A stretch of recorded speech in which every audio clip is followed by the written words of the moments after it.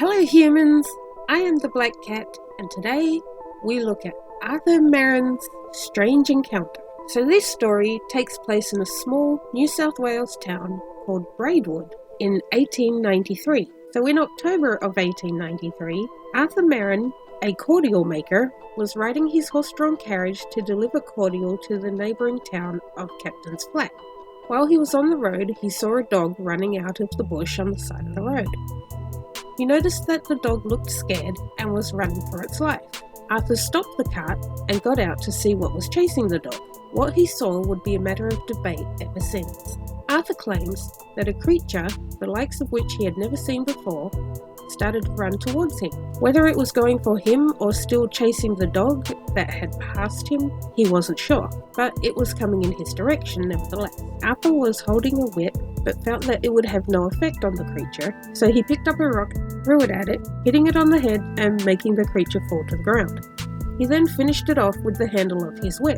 He left the creature there and continued on to Captain's Flat to finish his delivery. On returning home, he decided to go to the police station because, he explains, he wasn't sure if he had killed a man.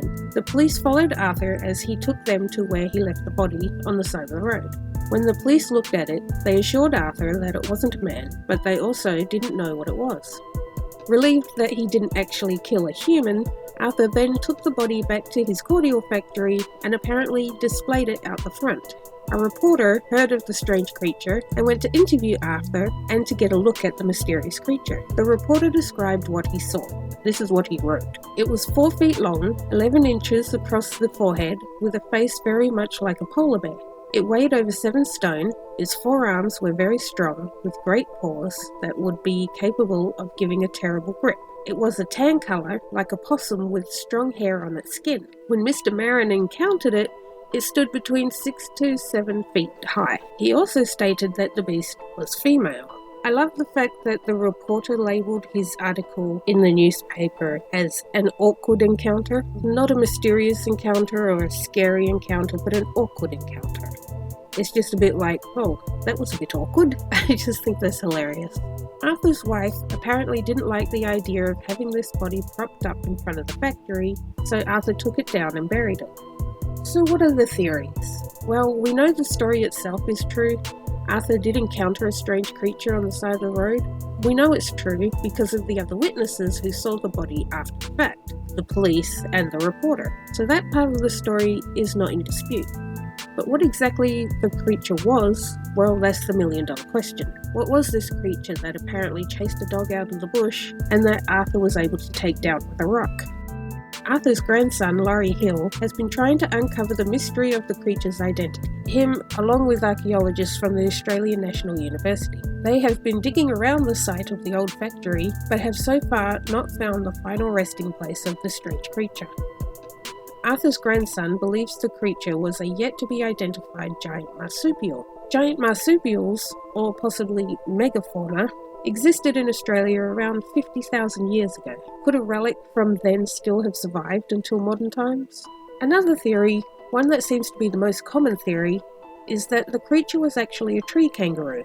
I find this theory kinda ridiculous. For one, tree kangaroos mostly live in tropical rainforest environments and spend most of their time in trees, hence the name. Also the fact that the reporter described the creature as standing 6 to 7 feet tall, and well, yeah, you get the idea. And of course, there's the theory that the creature was a yowie. Yowies are, of course, large humanoid creatures similar to the Americans' Bigfoot. Of course, the existence of the yowie is also up for debate. So could this creature have been a yowie? Or possibly even a yahoo? A yahoo is a different kind of creature, apparently. I mentioned yowies and yahoos in my last video, but I think I made a mistake in thinking they were the same thing. A yahoo is, according to indigenous legends, the same size as a human, with backward feet. They allegedly steal children away to raise as their own. A yowie, on the other hand, is more like the legendary Bigfoot, standing a lot taller and being more animal-like and aggressive. So could this creature have been a yowie? Will we ever uncover the real identity of the mysterious creature that Arthur encountered? It's possible. I guess we'll just have to wait and see if Arthur's grandson and the archaeologists ever uncover it.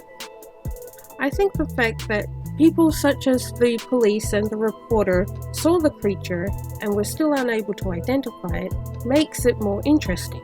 I mean, if it was just an ordinary, mundane Australian animal, surely one of them would have recognised it as such. But the fact that nobody did, not the police or the reporter, or anyone who saw the creature propped up in front of Arthur's factory, that would lead me to believe that it was something else, something different. But for now, that brings us to the end of this mystery. Let me know what you think, and I'll catch you next time. Bye!